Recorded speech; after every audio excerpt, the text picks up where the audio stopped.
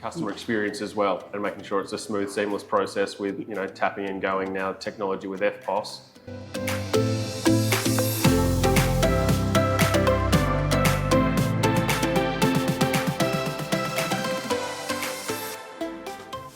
So my family's been in hospitality for 30 years. This venue has been here for 22 years. We started here in 2002. And in terms of hospitality, it's in my family's business. So I've been working here. I actually started working here on day one, 22 years ago. I did go and do other things in between that. But look, I suppose I enjoy hospitality. I enjoy treating people to a good time, and you know, this place has a good soul and spirit that, you know, people appreciate as a venue. Not particularly. Previously, we were actually called, prior to Saint and Row, we had a different name called Saint Arnoux. He's the patron saint of beer, and we actually brewed our own beer, which we sold here. But we sold that business, and then we kind of kept the saint part. And yeah, the Rogue, it's just the good and the bad, basically. We always joke that it's my parents because their initials are S and R. So, you know, who's the saint and who's the rogue?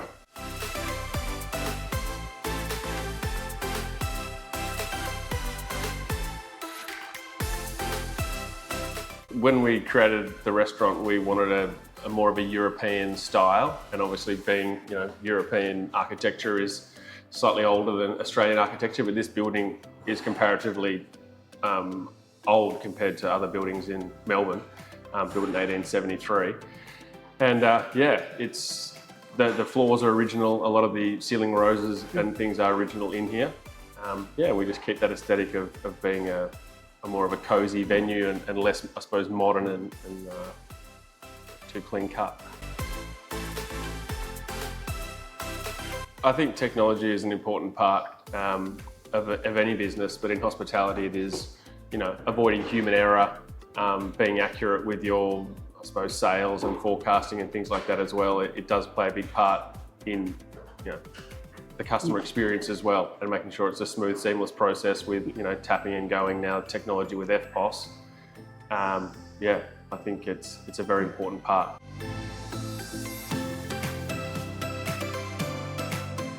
Well, one of the systems that we use, we have a national group. We've got 9 different venues, so it's important for us to have you know, a large enough system that can collaborate all the data from all the venues and pull it into our sort of software.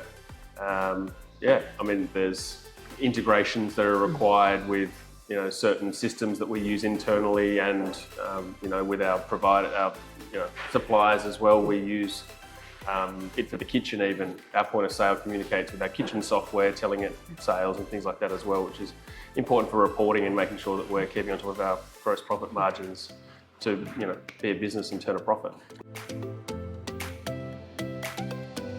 And here particularly, we're a very face-to-face venue, and that's something that we pride ourselves on. Yeah.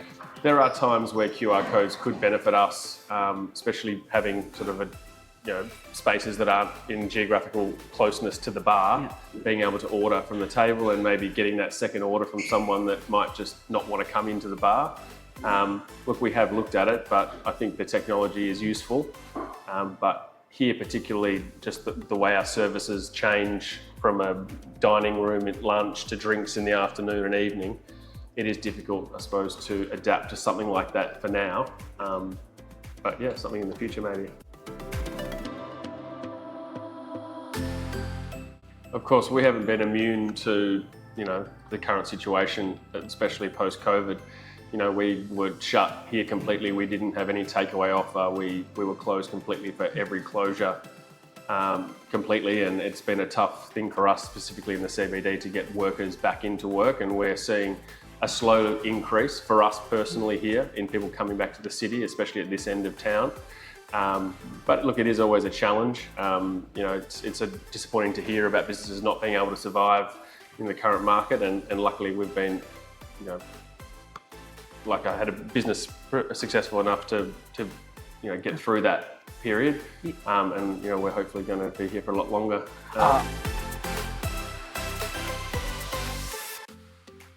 I think it's just a core value in hospitality in general. You know, you have to listen to all of your customers, whether they've got good things to say or bad things to say. But we pride ourselves on reviews, and reviews are important. And we look at them daily. I actually had a look this morning. So I look at a lot of our businesses every day because it is important to know what the customers are thinking about your offer and where you might be able to change things. But responding to them is also key. I'd actually previously worked in software technology around reviews for one of the world's largest review platforms. So I do appreciate the value of reviews, and I suppose people looking up and researching you as a venue to potentially visit, they will look at your reviews to understand whether you're a viable option for them. So it's understanding your customers, and you know, every business is different, but for us here, I suppose we have adapted our offer pricing to basically what has been good for our customers. You know, we don't want to be too high end, we don't want to be too low end. We're kind of meeting our customers' demands, you know, with special offers and deals, happy hours, you know, special steak nights like that you guys had. Things like that we find are keeping us. They do, and look, it's unfortunate we had our steak night last night, and again, this is the market we're in. We didn't have a very successful steak night last night, but the previous week was, you know, one of our better ones. So it is a roller coaster at the moment, and inconsistencies is tough to deal with staffing as well. You know, you put extra staff on thinking you're going to be busy, things like that, but you know, we don't want to be too offer driven either. You know, we want people to come to us organically, but also, you know, for those people that want a great steak at a great price, then they would come on those nights.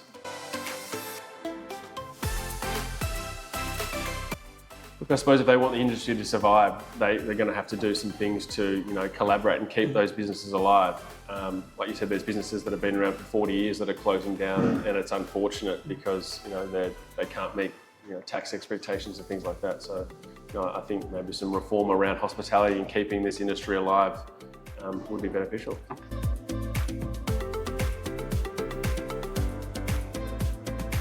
It can seem repetitive, I suppose, being in this, you know, every day, but keeping our food fresh and I suppose, you know, attractive to people. It is about having a great team behind you, you know, your employees, and that's something that I think, you know, the labour market in hospitality in general has been a struggle for everyone.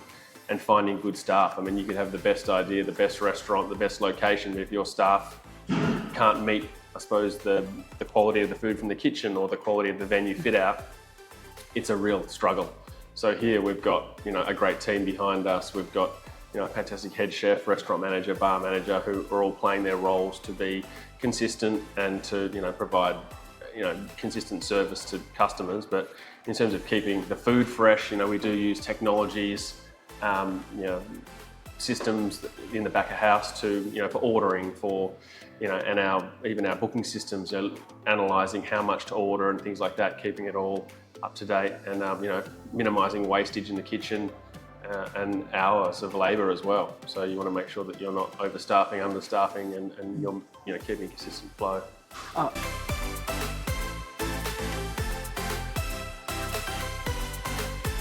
Yeah, we're looking at other venues and opportunities in Melbourne, and you know, unfortunately, there's venues that are up for sale. There's a lot of venues around at the moment, and it's about finding one that, you know, would match our ethos and something that we would be interested in taking on. But yeah, here personally at St Road, we're slowly, you know, getting our feet back on the ground after COVID. You know, we're looking at doing some work with the parklet, in the beer garden, furniture.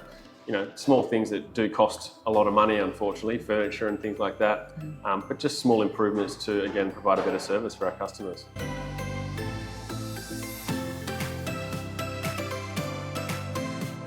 So we're at 582 Little Collins Street. We're between King and Spencer Streets on Little Collins. We're about 150 metres from Southern Cross Station. Marvel Stadium as well is only around the corner. You know, we've got our steak night on Mondays, our schnitzel night on Tuesdays. We are a split level venue, so we've got more of a sort of an elaborate menu upstairs for sit down a la carte dining, and down here it's more of a casual bar service. But look, I honestly think that our schnitzel and our burger are amazing. I mean, they're kind of pub classics, but we do them, I think, better than most. Upstairs in the dining room, you know, our lamb pies, you know, all made in-house. So that's something that, you know, people can come down and try. I mean, coming out of winter, maybe not. Coming into summer, we've got swordfish as a special at the moment. So yeah, come and try a fish of the day.